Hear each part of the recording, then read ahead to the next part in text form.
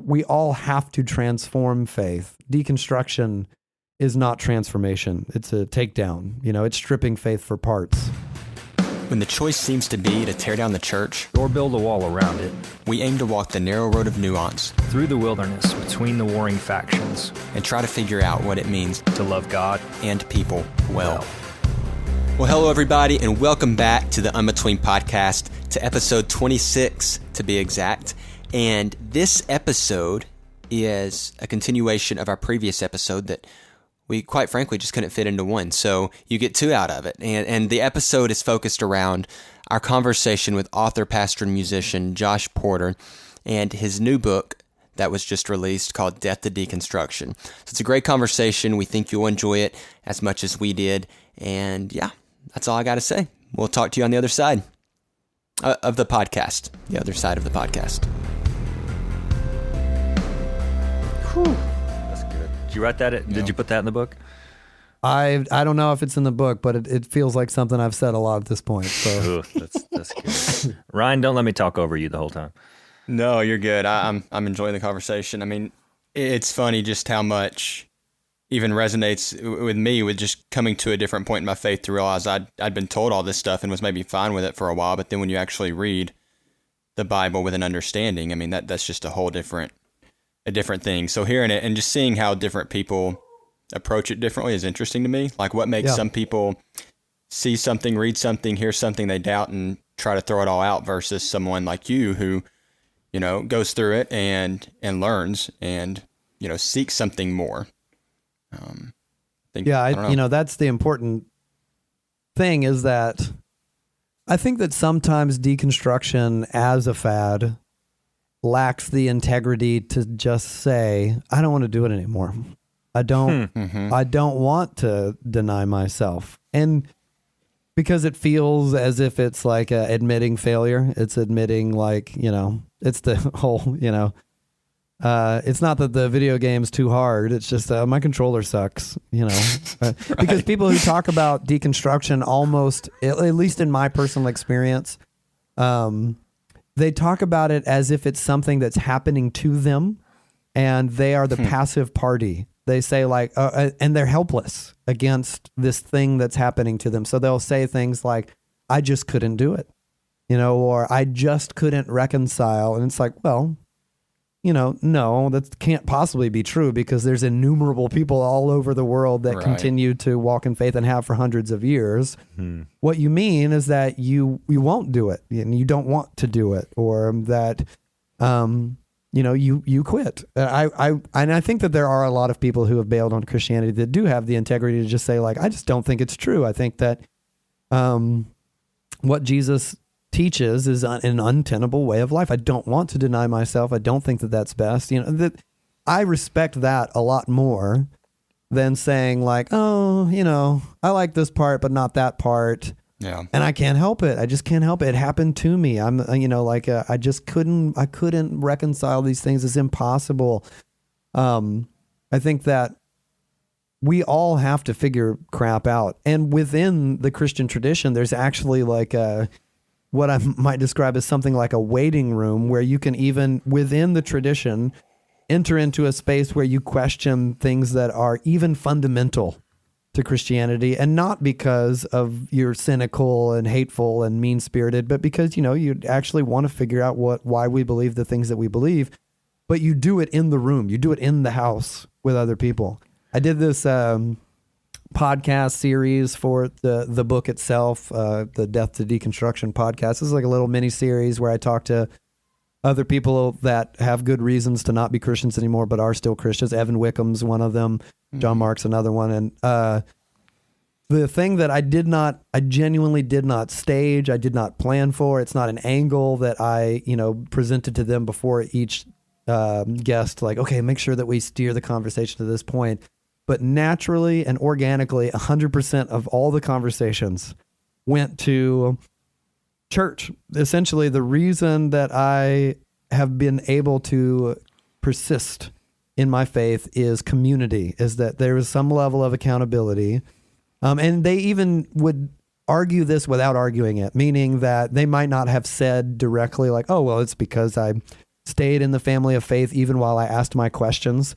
But they would describe a scenario where, like, well, I was being held accountable by other people who would invite me to ask those questions and wrestle with those questions, but who would continue to challenge me and say, like, yeah, but what about this? And that doesn't make any sense, you know, and wouldn't let me do the thing where it's like, I go into my corner of Instagram where I know everyone already agrees with everything I'm going to say, and I say what they're already saying into the echo chamber, and they pat me on the back for it. And no one, you know, it's like the thing I'm trying to teach my soon-to-be 9-year-old now, which is sometimes when I'm correcting him lately, he'll be like, I don't, just stop talking about it. I'm like, no, son.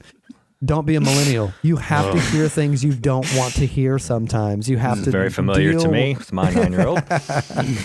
It's like you have to deal with the fact that people are going to tell you stuff that you don't want to hear and that you're going to be corrected. And that's just part of what it means to be a mature human being.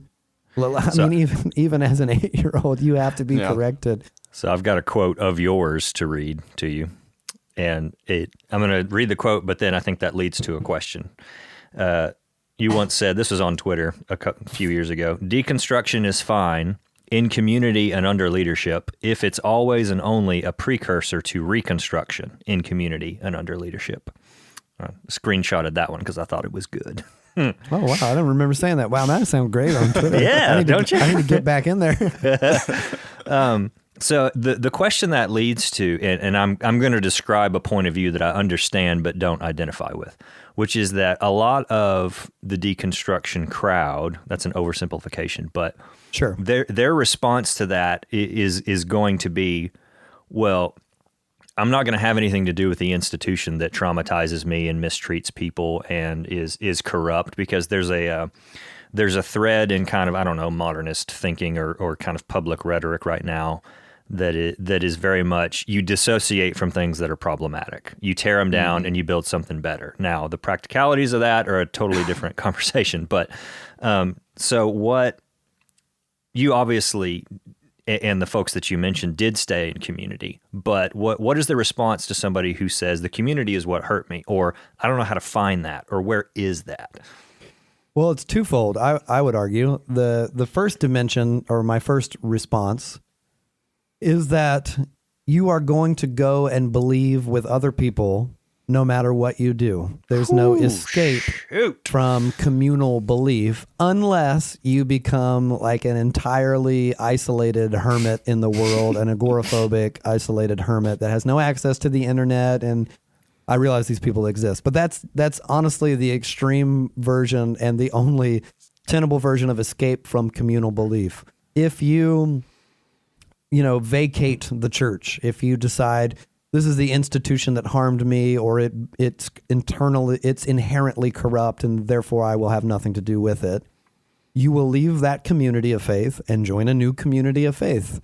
Now, that new community of faith that you join might not be as ancient, as historic, or as formal, or as regulated, but you're going to go into your little corner of Instagram and have everyone say the same stuff that you believe and go, yeah, and you're going to, or Twitter, retweet the same stuff that you. We as human beings are designed for connection, and this is not a uniquely Christian belief. This has been confirmed by decades of scientific and study and neuroscience. We are designed to connect with other people. And one of the easiest ways that we can do that is by a shared point of view, at chemistry, or you think this, I think this too. Mm-hmm. Everyone believes together. You're going to go believe with somebody else. So there's no getting around that. And that means that wherever you go to believe, you will bump up against human crappiness. That is the inevitability of life in the world as a human being. Every single human being is inherently broken. This is the unique Christian worldview. But you don't have to be a Christian to observe that the world is screwed up and that people suck. I don't have a low view of humanity so low that I'm like, John Calvin and they're all just reprobate and, eternally depraved and all that kind of stuff, utterly depraved. But I do have what I think is a consistent with my experience and world history low view of humanity, and that I think that people in general, if given a choice, between what's best for the human family and the world and a choice for what I want, even if it's at the expense of the human family and the world, they will, given enough time, choose the latter. They'll choose what I want, regardless of what happens to other people in the world. And, you know, like that, again, is not a uniquely Christian perspective. Just look at the state of the world and every country and every political system and every whatever, in every religion. So you're going to go to a community to believe. And when you get there, people are going to suck and fail. So there is no escape hatch from those two things. If what you really want is to get out of like institutionalized religion, you're going back into one way or another. You just might not describe it that way. And if what you really want to get out of is corrupt systems and abusive power, and you're going back into one. It's like the whole one of the most hilariously hypocritical things of the the whole phenomenon of what has been kind of shorthanded as like anti-science or QAnon level crazy, like conspiracy theories online that has for some reason really taken up with like millennial white moms and stuff on social media outlets. Is they're just like, oh, these corporations and these lies that we're being told by power, and they're all. I'm like, well, then get off your phone. The first line of defense would be get off your phone. The phone was sold to you by a gigantic corporation that we know for sure monitors what you do. And the social media app that you're using to say these things is the exact same thing and worse.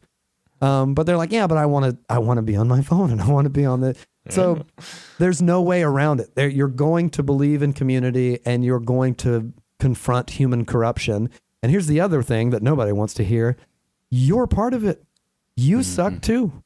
You are broken and you are selfish. I am broken and I am selfish. Not 100% of the time, of course, and human beings can and do great things, wonderful things. We also know that from human history and our own experience.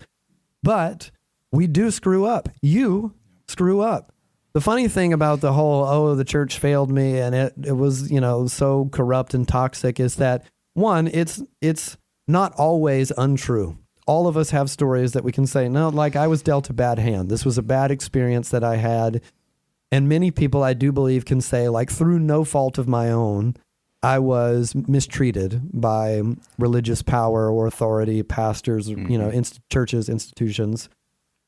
But there's also, this narrative of unbroken innocence when we talk about things like religious trauma, and that we have absolutely no part in any wrongdoing from the point that we were hurt on into, in perpetuity. But now I think that I have enough hindsight and maturity to look back at my experience in church and say, both things were actually true. I from a young age was told things that weren't true, and they were imposed on me by, people in authority over my life in ways that did me detriment. That's not right. That's not a good thing. It's a bad thing.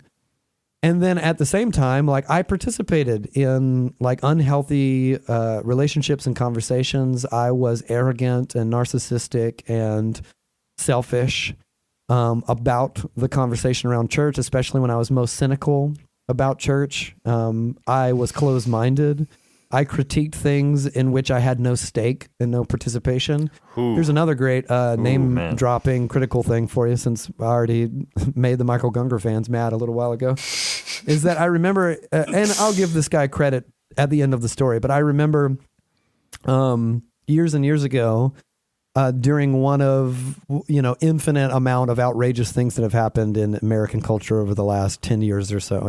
It was either a mass shooting or like an incident of police brutality or something that understandably and rightfully gets the whole world prickled. And, everyone's just like, this should not be.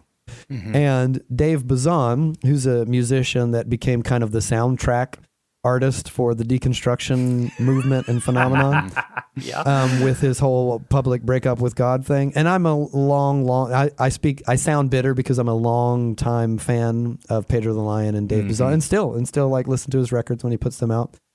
But I remember got online and said something that it might still be really popular public critique of church culture, and said this popular quip, which is, if you go, it was like on a Saturday night, if you go to church tomorrow morning and your pastor does not condemn, whatever was going on, then you need to find a new church. And someone replied to him, because I was like, well, that's a really strong thing to say. I don't know that I agree. Don't know that I disagree. That's just like, I opened the thread. And someone had replied to him really graciously, non-confrontational, it sounded like somebody who was probably a fan but disagreed with his whole, it sounded like a nice Christian. And the nice Christian said, hey, dude, with respect, you're not a part of church. So you don't actually know what's going on in unique communities and what the needs of that community are. So it's not really fair for you to say, like, I don't participate in this thing whatsoever, but it needs to be doing this. And to Bazan's credit, he replied to that guy and said, that's fair. Like, I'm not in on the conversation whatsoever. And then, I think explained a little more about where he was coming from. So, and the same thing happened to me in, I had a class with a professor when I was in grad school who was hyper reformed. I'm not, who was, takes a lot of theological positions that I don't take, but I think we had a great rapport. I really liked the guy. I think he liked me. We got along really good in a kind of a good natured, argumentative way that entertained one another. Yeah. And he was at one point critiquing, the theology of the late Rachel Held Evans. And I thought that it was going to be because, he's hyper reformed and, and his tradition he was a complementarian, which means that he didn't think that women should be pastors and teachers. So I thought it was going to be that whole thing. Oh, she's this, blah, blah, blah. She's liberal or whatever the critique would have been. And again, like I did not agree with a lot of what Rachel Held Evans said either. I just thought that would be his takedown on her. And I said, why do you say that? Because he said, I don't know why anyone would listen to what Rachel Held Evans has to say. I said, why not? What do you think? Why do you think that? And he said, because she doesn't go to church. Why would you go to someone who's not a part of the conversation for the takedown on church? Like if you want, she's not participating in any meaningful way, in any way at all. So what does she know about? She doesn't know anything about church. She shouldn't speak about things that she doesn't know about. She can talk about her old experience, but that is not in any way indicative of all churches all the time throughout history. And I thought like, oh yeah, I guess that makes a lot of sense. So you're going to be part of church. You don't like that term. You're going to be part of communal faith and belief. There's no getting around it. And you're going to be part of people's brokenness. I think that if I'm being honest about, the inevitability of screw ups and the inevitability of like churches and people's bad experiences or the inevitability of bad experiences at church, there's a fine line or there's a both and that I would argue. That is, I do think that there are times that it is advisable for a person to leave a certain community of faith. Or by that, I mean just a church. You go to this church down the road and this, and this is going on. And, not because you're out, emotionally reacting and immature and, someone made me mad, I quit, which is what happens a lot of the time. Someone said something I don't like, I quit. But something is really corrupt and it is advisable to leave that church, to go to a new church. You're never going to find the church that's perfect. You're never going to find the church that's devoid of I'll even use the word corruption because people are corrupt, but you can find, and this is a genuine experience now that I've had in working for churches for almost a decade now and, like sharing life with lots and lots of different churches from different traditions and different denominations. There are absolutely many, many, many churches out there that are imperfect and have made mistakes at the highest levels of leadership, but are trying. And are repenting and are admitting like, we didn't do this right, or are dealing with the problems that happen in their church and addressing them and trying to heal and trying to repent. And that's the best anyone can do. I think that what oftentimes, if I'm being blunt, is that when I have conversations with people about quitting church, 1 out of the 10, maybe even 1 out of the 100 is the conversation that ends with me saying, look, you gave it a good shot. It sounds like this is just not a healthy place to be right now.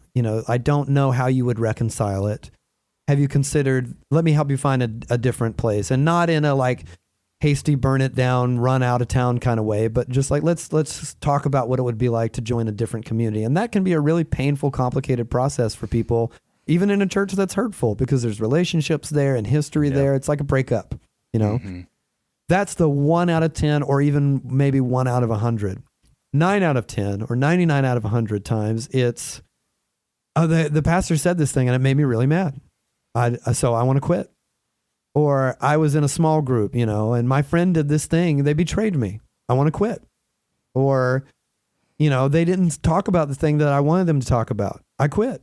The pastor didn't invite me over for dinner every single night. I quit. It's these are not, to my estimation, mature reasons to disconnect and disassociate from the community of faith. These are, if I'm being frank, immature reasons that can be dealt with. Like in any system of relationships, you have to participate in a meaningful way, and you have to participate in accountability and vulnerability and repentance. And I'm a pastor at a church. Our church is very small, but it's still, for some reason, doesn't change the fact that people often, are upset by something I said or did, or, they come to me and they're angry, or I get an email that's ticked off or something like that. And a lot of them are like, oh, I'm ticked off because of this, and this. And it's like, oh, I can't help it. I'm human. So I'm like, oh, great, here we go. Now I got to deal with this thing. But a lot of times people come to me and, there was a dude who was, he was hurt and offended by something that I said in a sermon. And the way he dealt with it was he came up to me and said, hey, do you have time to have coffee with me sometime in the next few weeks? I said, yes. We met up and he said, look, when you said this, it hurt my feelings and made me upset. Can you tell me why you did that or what you meant by that? He gave me the opportunity to repent to him in accountability. He didn't say look, I know, blue, he was very forthright and said what he meant. And the two of us were able to resolve and reconcile. I was able to apologize and say, you know what, that was careless. I didn't even think about it that way. Will you forgive me? And to then, bring that to the rest of the church, even if none of them even noticed that I had said the thing, because it was pretty unique. And then that to me is the model of if this was how we approached a sense of being wronged by leadership, from minor indiscretions all the way up to major indiscretions, the attempt to reconcile and to hold one another accountable, absolutely, but to deal with those things in the messiness of community rather than don't like it, I quit. That's what my 8-year-old does. He says I don't like what you're hearing. Stop saying it. This is not a mature way to navigate relationships. So yes, if all the way back to this is the sentence answer to Taylor's original question, you're saying the institution of church itself is corrupt. Yes, all institutions involving human beings are corrupt to some extent. There's no way around that. So if that's the reason that you quit, you must quit everything that involves human beings now to be consistent and have integrity with what you say you believe. But if it's the case that, well, yes, it's broken, but we can find ways to navigate that brokenness in healthy, mature ways that honor the community and continue to participate in a meaningful way, it probably makes more sense to choose the latter. Mm-hmm. It gets me thinking of is that in our first conversation, the spiritual discipline of art appreciation, as you put it, you talked about it as it is part of the process of spiritual formation to see the art that God caused to be and respond to it and to develop those muscles, as it were. And as you were summing up what you just said just now, it got me thinking about the fact, I guess I'll pose this in form of a question. How much of this, there's part of it is a fad, part of it is a movement, I guess you would say. It's a human thought thing. How much of it is due to the American church machine being best at creating consumers rather than disciples? Oh, man. For an accurate and really well-researched answer, you'd have to ask someone like Mark Sayers. Yeah, he would know. My narrow pastoral experience would argue a lot. A lot of it has to do with a bad presentation for what it means to belong to the community of faith. And I'm not saying is this of like, oh, I've got a church and I got it right. We have gotten it wrong a million times. And I just the other week was teaching and said, like, I think all the stuff I'm saying is right. Otherwise I wouldn't say it, but I know that it's not all right. So, we as a family have to find a way to deal with that and to hold one another accountable, me and everyone else. So I'm not saying like, oh, we've got it so right. And I honestly think if I'm being gracious is not the word, but honest, that a lot of it happened very good-naturedly or with the best of intentions. There's church that there's a form of church and a presentation of church with which I am very cynical, about which I'm very cynical. And if I'm being honest, judgmental, it's not healthy for me to, sometimes people send me TikToks of like big famous churches and they're from the church. They're not like made to make fun of them, but we are making fun of them. They'll send me a TikTok in a group thread and be like, oh my God, look at this church. It's huge and celebrities go here and this is what they're doing. And I'm just not mature enough at this point in my discipleship to see that and be like, well, bless them. Instead, I'm like, oh my God, are you freaking kidding me? It's like when my wife plays me Taylor Swift, I'm like, this makes me not want to be a musician. This is what people want to hear. I don't want to do it anymore.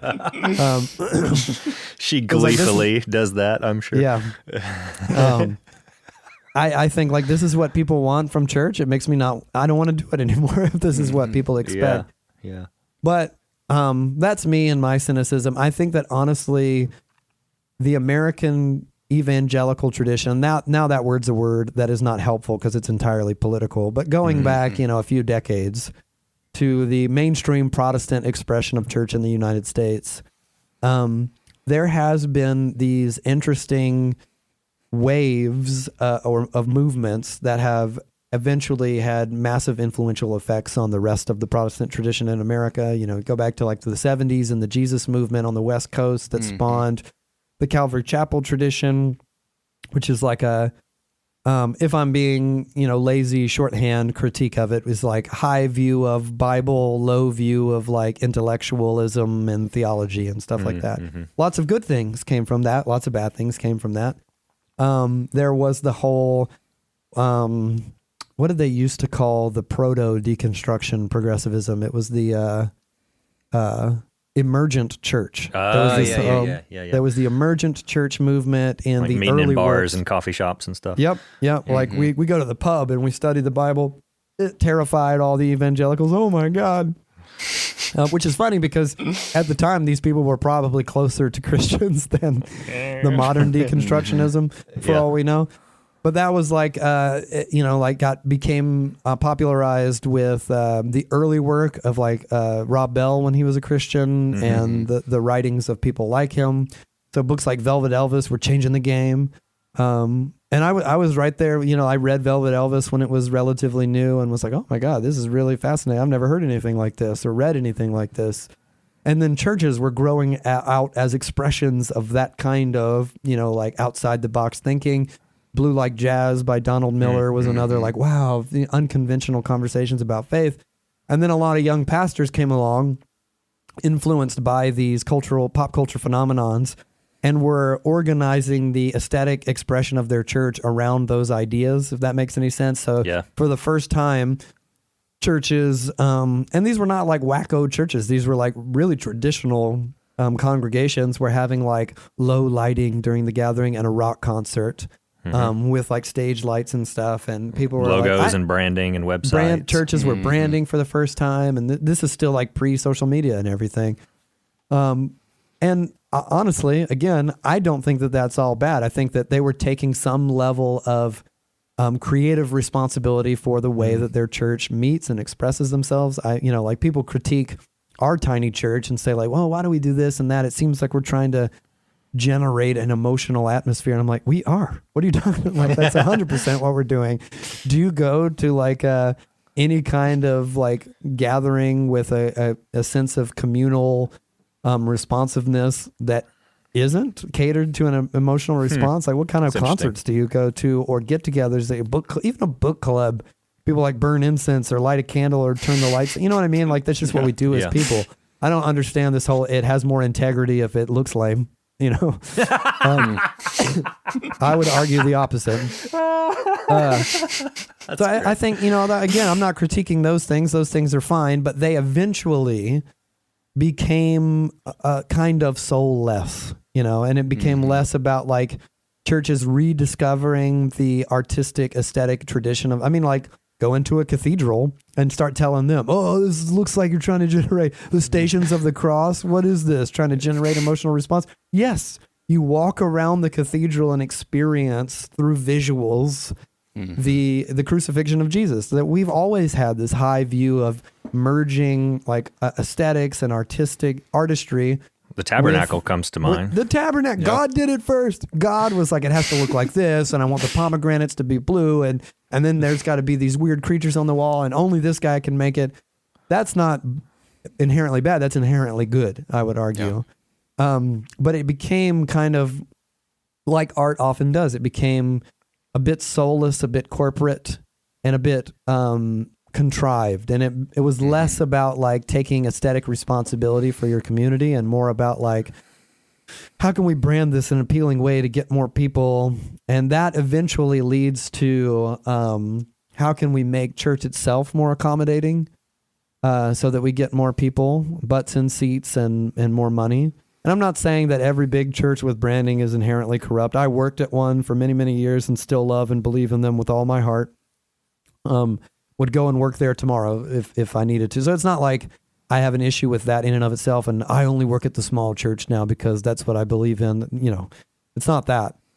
But I think it becomes inevitably like anything. The more that it spreads and the more accessible it becomes, that these conversations start to happen where there's considerations for things you didn't consider before. Like maybe tomorrow, if my church became huge, we'd start actually saying, oh, should we say that? It might offend everybody and we'll lose everyone and we won't be a church anymore. So it's easy for me to say my church is small and we don't have those conversations.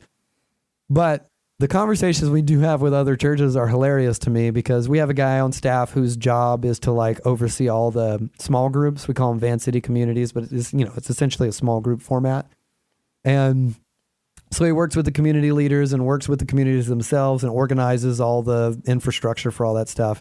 And he inevitably meets with lots of other pastors in the city, in our city and across the river in Portland about like, how do you guys do stuff? Can we borrow it? And vice versa. And the thing that he hears all the time is like, oh my God, you guys put people through that much to get them into communities? We would never do that. That's such a high ask. Our ask is that you attend a one Sunday afternoon class that explains how the communities work, that you go through a 1-week training where essentially you meet together as a community and the guy who works there comes with you to say like, now you do this and this and this and any questions. And then like they attend leader meetings every month and participate to that degree. And he's like, what? How? Like this is it's not supposed to be a high ask. It's just supposed to be like oversight, some degree of oversight. And they're like, oh my gosh, if we told people they had to do all that, we would never have, and I think that is one reason that, people in our church have told me from time to time, he's like, they just feel like maybe the reason the church is not bigger is because right away, it's just like, oh, we believe in, he died here. You're going to die to yourself. And if you participate here, you need to be faithful. It's meaningless to be half in, half out. We were looking for consistency, not inconsistency. And that's a caricature of us, but it's an accurate caricature, meaning it's part of the picture, not the whole picture. I'm like, well, that's what I came here to do. I actually want to figure out how to follow Jesus with people who also want to follow Jesus. And yes, anyone's welcome to come and go, and we can't control that, and that's totally fine. But if you want to be in, then be in. That's what we came. That's what I'm here for. How are you supposed to follow Jesus with people who are like, and they're not here half the time or that kind of thing. Yeah. So I think all that to answer your question is that we have presented people with it's like the 8-year-old who says, stop talking, I don't want to talk about this anymore when they're being corrected. And we go, all right.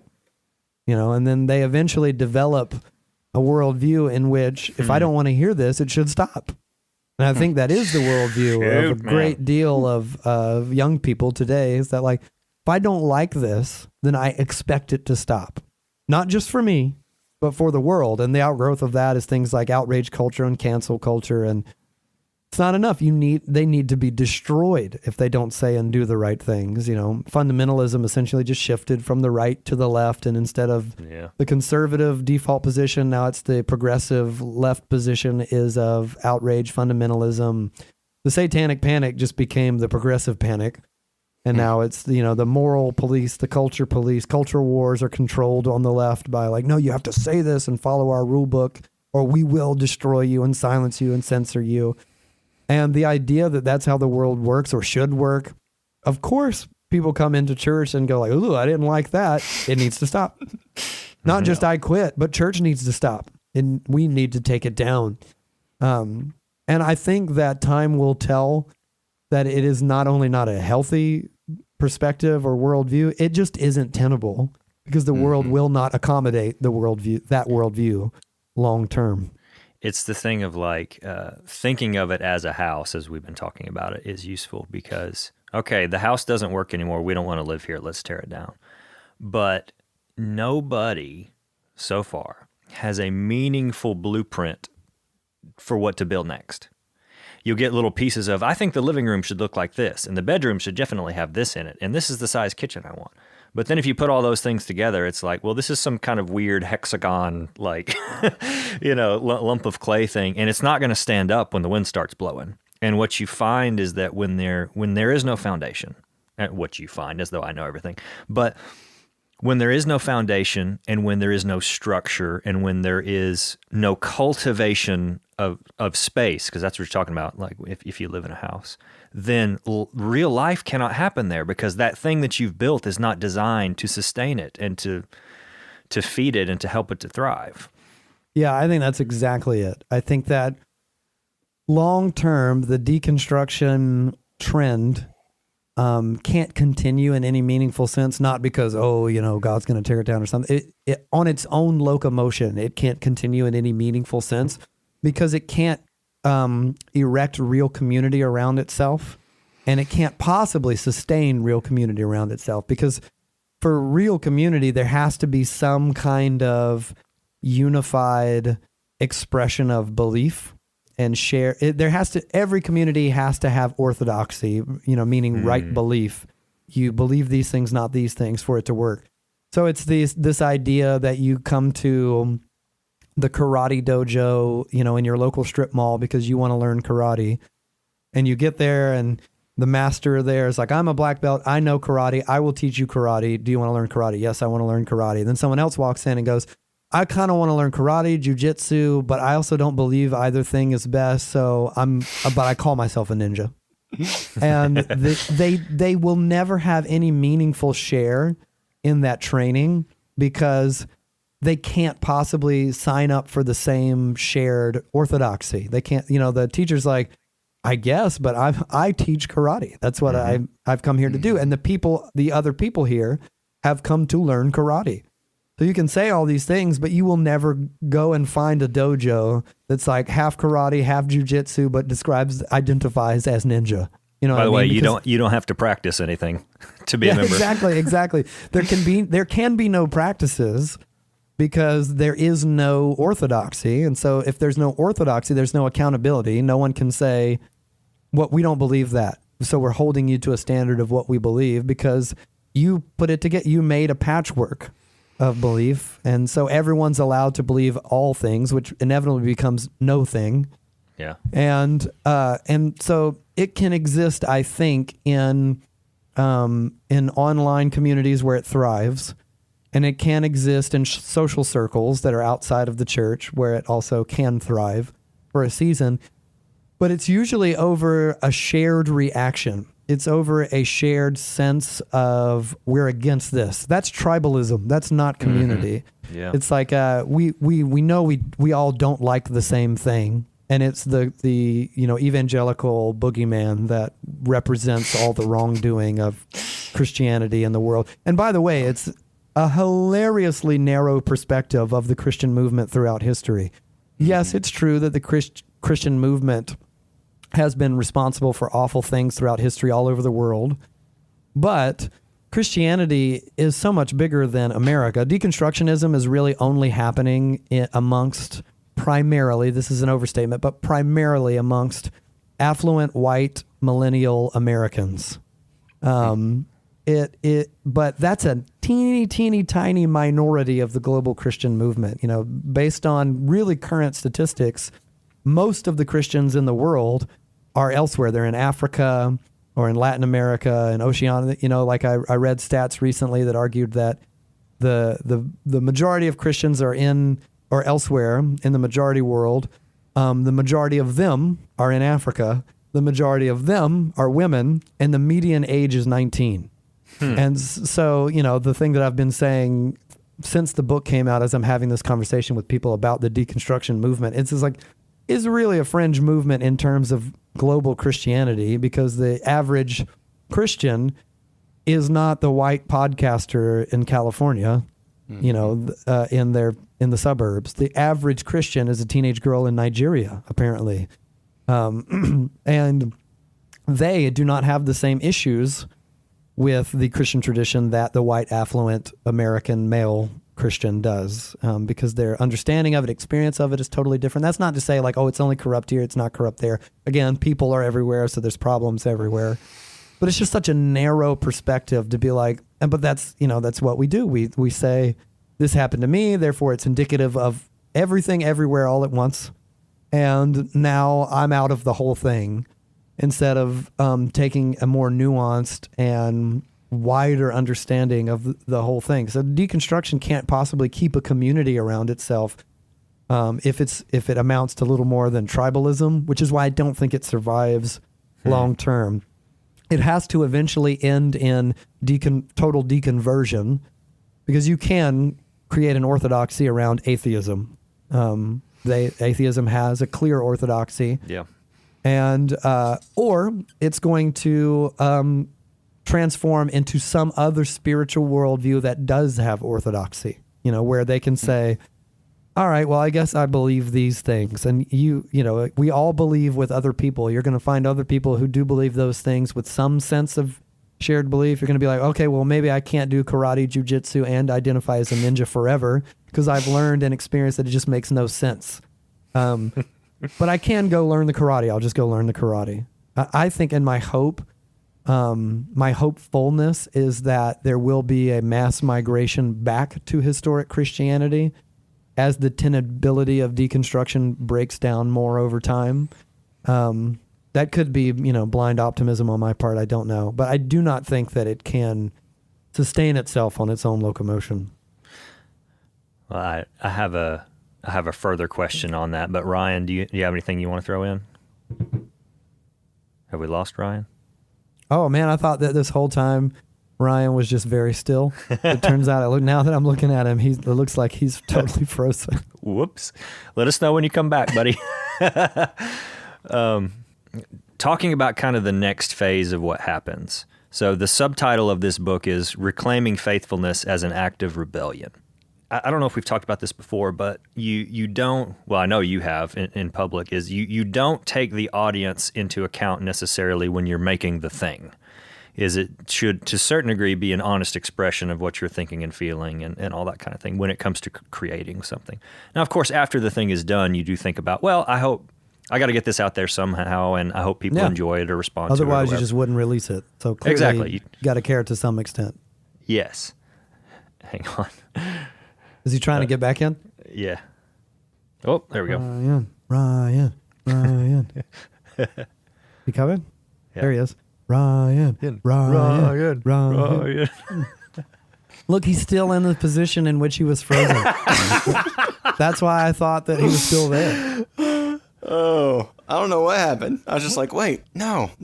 What did you do? All right, listen to this incredible question Taylor's about to ask. Oh, no. We actually wanted to know if you were thinking something, because you were frozen so long. We're like, he quit. I was deep in thought. He deconstructed. Yeah. Oh, man. No, I did think, and I totally tried to get back in, forgot where we were. I was thinking something, though. Here's your chance. No, I guess part of the thing I was thinking, and this may be completely gone from where we were since I was out for, few minutes there. But just the idea that, y'all both said it in different ways as we were talking through things. I mean, Taylor, you mentioned the blueprint and what we want.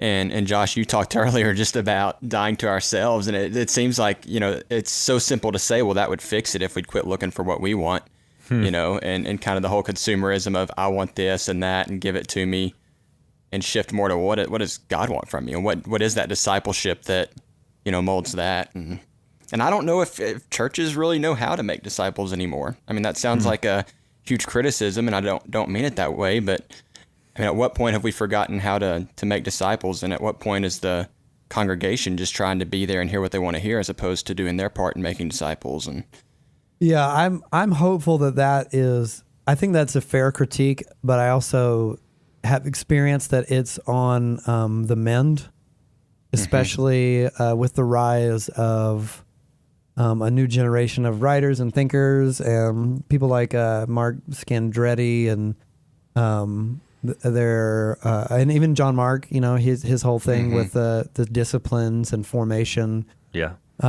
There seems to be a move back to, and I think that's why John Mark's books have had such a huge reaction in the last few years, is that the church is realizing that, oh man, we've been missing something. And that happens throughout Christianity. It happens that the focus shifts and we lose the plot on certain things. So we need prophetic voices to come along and be like, we need to recapture. The Bible Project comes to mind. The Bible Project is, and this is not a joke, not hyperbolic, a gift from God to the church. Like, I can think of few things, institutions, people that are more important for the Christian movement than the Bible Project, honestly. Yeah. And my wife and I joke about it all the time. We watch new Bible Project videos. We have a bunch of friends who work there, and can you imagine seeing something like this when we were teenagers? It would have absolutely blown our minds that not only could there be something with such sophisticated biblical theology condensed down into straightforward language, conversational language, but with such aesthetic excellence. It's like usually you can have some of that, but not all of that. That's the Christian triangle. You can have it smart, but not comprehensible. Or you can have it comprehensible, but not smart. And you can't have either two with artistic integrity. You either have to you can have artistic integrity with neither of the other two things. Yeah. The Bible Project, slam dunk all three things consistently on a regular basis. To the point where I finish whole series on the Bible as a teacher that I feel like I put so much work into, then watch 1 3-minute video and go oh, this is better. Yeah. This is better than my whole series that I did. So I think that now there are more and more resources for recapturing the vision of the early church, which I know is a thing that we romanticize all the time, but I'm a pessimist by nature, and even I think that it's getting better all the time. Not that the evangelicalism as it was will come back, because that needs to die. That's the thing that was, I think, the whole orchard went bad and the trees need to just be uprooted. But the Protestant Christian tradition in the West and in America, I think will recapture an imagination for discipleship, for things like spiritual formation, which got kind of taken out of Protestantism and put over here in other denominations and traditions where, Catholicism still has a window for different types of mystic practices and desert father thought and spiritual formation, but not really in Protestantism anymore. Now all of that is coming back into mainstream Protestantism in a major way. So that's on the mend. We have things like the Bible Project. I mean, how can you not have at least some optimism about where we're going? And the Bible Project has to be influencing a wave of new creative people, new teachers and thinkers and scholars who are going to be the ones who then, unlike my wife and I, will say, oh, when I was 12, I had the Bible Project and I learned so much. And that's what set me on a journey with the Bible. I heard Tim Mackey recently. I was in a room with him where he said, someone asked him, what's the coolest story that's come out of the Bible Project and all its work? And he said, honestly, the best thing is that we have had people say to us that they did not know that the Bible was beautiful, but now it is to them. Yeah. And he's like, to me, that's mission accomplished, job well done, in that you have people who are rediscovering a love for the Bible. Not just the Bible I grew up with was, I had a complicated relationship with it at best. I understood that it was good, and I understand it was good for me, but in the way that broccoli was good for me. I don't want to do it. Nobody wants to do it, but we need to do it. It's like, rigorous exercise. Yes, we know it's good and we know it's what you're supposed to do, but we don't want to do it. Nobody likes it. No. It took me a while. And honestly, my journey through becoming an artist was the first thing that woke me up to an appreciation for the Bible. It's like the Bible has all the stuff that I like in a work of art. It's outrageous and offensive and confusing. And it has all these different like genre mashups and bizarre stuff. And that doesn't mean I love every single bit of it. I'm like anyone else. I'm still confused, still learning. And there are parts that I'm like, oh God, I wish this wasn't in here. And I don't know what to do with it yet. So I'm, like anyone. But now we have more resources to help us to understand what it means to follow Jesus well, how to understand the scriptures well, which I think will be another feather in our cap in terms of when the locomotion of the steam engine of deconstruction eventually burns out and we realize like, oh, this isn't really anything. This was a reaction and you can't react forever or else you just become an embittered, sad, closed off person. And they exist and they will continue to exist, but you don't want to be that. You have to go somewhere. And some people I think will deconvert completely if they haven't committed to that yet. And other people will come back into the family of faith and realize that it wasn't that the entire thing was corrupted. It was that they had a bad experience and they lacked the tools or resources, or they were unwilling at the time to deal with it. Yeah, and that's where you were. That's where you were headed when I cut out. When I decided to cancel you. I think that's where you were going. Like just the optimism about kind of this new thing that's probably coming. So that's And I kind of had a summation question that we were starting to get to, but I wanted to wait till you came back. So the subtitle of this book is Reclaiming Faithfulness as an Act of Rebellion. And so how would you sum up, or we were talking about the fact that when we make something, you're not thinking about the audience, or you shouldn't be, right, whether or not they're going to like it and how they're going to respond to it. But once you've made the thing, whether it's a book or a song or a movie or whatever, then you do start to think, well, how do I get this out there to people? I do hope they like it. How are they going to respond to it? So kind of taking that tagline, what is it that you're hoping in whatever small way, what is it that you're hoping happens as a result of this book being out there? I hope people return to faith in Jesus, in the Orthodox apostolic history. And by that, I don't mean to, be like, it has to be my what I mean is like not a Christianity of their own design with no accountability, and not a patchwork Jesus, a buffet table spirituality that compromises the truth that has been held dear by Christians around the world for 2,000 years at this point. But the Christian movement, the way, the one that Jesus started, the one continued by the apostles and the early church and the church mothers and fathers down throughout history.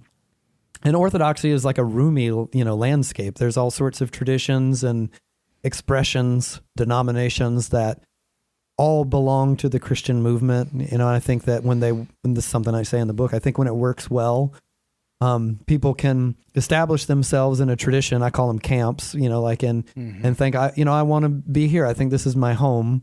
But they can move. They can go and learn from other people and other traditions and come back to their camp with more insight and more maturity.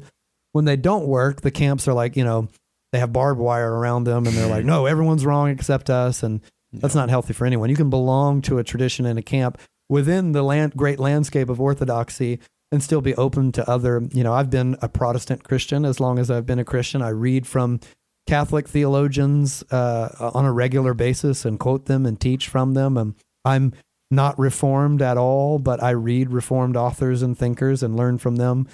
So I'm not scared of different perspectives. And that's what I'm hoping that there's a mass migration back to faith. And I'm hoping that this book can contribute to that in whatever way that God sees fit. I think that writing nonfiction this time around, the only other thing I did in nonfiction was a banned memoir many, many years ago. And I don't even remember what's in it. It's probably not very good. I do. I remember what's in it. Well, don't tell me. Just let me forget. There's a wonderful chapter about the sound guy. Oh yeah, that's true. I do remember that. They're the worst. They're the worst people. You sum that chapter up by like, I know that these people must be having conventions wherein they figure out the ways to be most unhelpful and how they're going to make sure that no bands can hear the terrible. And you sum it up by saying, I'm so convinced this is happening. When you find out where it's happening, let me know. I want to be there. Oh, the book doesn't sound so bad. No, it's pretty good. And what I meant was that like that to me was amateur nonfiction. I was just like, I don't know, maybe I'll try writing about the band. And I don't really read a ton of nonfiction. I read a ton of fiction. So I was, a guest writer for a season. I don't really remember that well. This was like a sincere attempt at nonfiction. Yeah. And I read a ton of nonfiction to prepare myself for it. Books that I thought might end up being similar, like the book or the kind of book I wanted to write.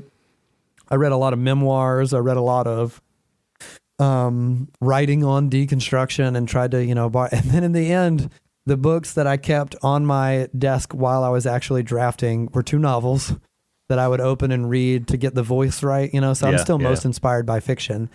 But the thing about nonfiction is unlike fiction, unlike music, for me, which are the other 2 things that I've dabbled in the most, there has to be at least a little awareness of the audience when you write.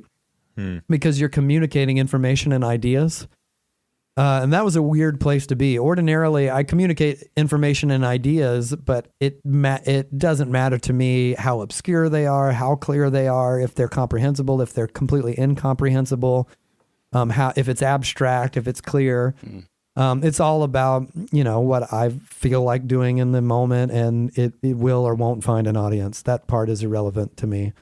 But this is intended for an audience, and Taylor, like you said, you finish a project, if it's fiction or music, and at that point you have to think about the audience, or else I wouldn't release stuff. I obviously want people to experience it because I release it and tell people and say, oh, tell your friends, But what I mean is that like, I don't go into it catering to the expectations of anyone. I just hope that when it's done, it manages to find someone who cares.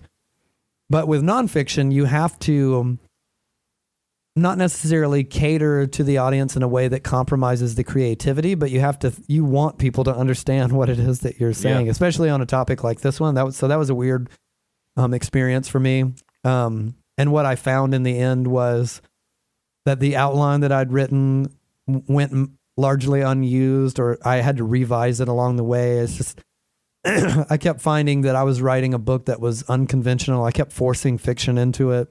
Not in a way that I tell stories that I say are true and aren't true, but there's like a thread through the book that's fictional, deliberately so. You'll see when you look at it, and the nature of it kind of ping pongs back and forth between like memoir and more discourse, like teachy talk, but the braided back into my personal experience, which is not. I didn't make any of these things up. Lots of people do this kind of writing, but I hope that at the end of it, it's not like. Like I told you guys earlier, I sat down at first and was like, I'm going to write an intellectual answer to intellectual problems, and realize better books already exist that do that really well. So my thing is like, I've got a story. I'll tell it to you. I'm not trying to trick you. I'm not trying to convince you. It's not like a please, please, please, please. I've got good answers to these problems. And my book is outlined around what I think are the 5 biggest issues that contribute to deconstruction. Which is biblical illiteracy. We've talked about that a lot already. The problem of evil is a huge thing. A politicized faith. If you look at any survey on why people aren't Christian anymore, that comes up. Hypocrisy, which we've also talked about a lot. The inevitability of the crappiness of people. And then self-denial, which is the core teaching of Jesus that didn't sell then, it doesn't sell now. So even if you can get past the first 4, he's going to ask you to take up a cross, and no one wants to do that. So it is outlined around like, oh, here are some like, roadblocks to faith and how we can resolve them. But I think it ends up being more of one guy's story and one guy's observation and how he navigated those things. And I'm handing you a perspective if you want to consider it. And I hope that honestly, I sent out a message to every leader at our church everyone on staff and invited them to pray with me that this would contribute to some kind of revival of faith. And I don't mean like, oh, it becomes a bestseller. I don't have, that's everyone says this, but I genuinely don't care about that kind of thing. For evidence of this, look at my whole career so far. But I do hope that like, I want to hear stories of, I deconstructed, I left, and God used this thing, this little book with little stories in it. And I came back. I followed Jesus again. So if I'm being honest and sincere, and I know that sounds like a cheesy pastoral answer, but that was my ulterior motive the whole time. And I make it clear, like it's not a trick. That's what I'm getting at. Yeah. It's in the subtitle of the book. Well, man, I think we could keep going. There's always so much to say whenever we get to talk to you. And I appreciate that for so many years you have been an open book in so many ways to so many people. And if nothing else, I think that is potentially a gateway for folks who don't know who to talk to, where it's not safe, but where it's okay to think about these things and ask these questions without feeling like there's somebody who's trying to get them on their side. And that's something that really from the very beginning, even if some of the art that you make sometimes is not for me, I know that's the thread that's underneath it. And that is something I have so appreciated for so long. And we appreciate you sharing more of that in these conversations with us. And I mean, we kind of feel the same way. Is like, so much of this is just about us making sense of things, or trying to, and we push the record button in the hope that there's other people out there who maybe it could give them a little bit of, I mean, maybe there's insight, but if nothing else, that they're not alone in these questions. Yeah, absolutely. And I really appreciate about you guys, the sincerity and the willingness to talk about the complicated stuff from a place of vulnerability, and like, we get it, and we've been through these things. But what honestly encourages me the most is that you guys do it from a position of faithfulness, from a perspective of it's really easy to, the Christian movement is easy to critique. Church in America is really easy to critique, especially from the outside. But to step into the conversations from the inside as a person of faith and faithfulness and be like, these are real things. They are happening. So what do we do about it? What do we do about it? And how do we maintain faithfulness? So thank you guys for doing that. Keep up the good work. To quote the Apostle Peter, where else can we go? Where else can we freaking go? Freaking A, man. I'm with him. All right. Well, thanks for listening to episode 26 of the Unbetween podcast. We hope that these conversations are as beneficial for you as they are for us, and we would love to know that. So if you're not following us already on the social things, go out and do that. We're on Twitter at UnbetweenPod, and you can find us on Instagram and Facebook by searching Unbetween Podcast. And when you do find us, let us know what you think. Let us know what's been helpful for you, or even conversations that you would love for us to have in the future. By following us, you're also going to find out about all the new things that we're hoping to do in the coming year that we're not going to talk about yet. So I'll leave that there. That's all I got. We'll see you on the next one.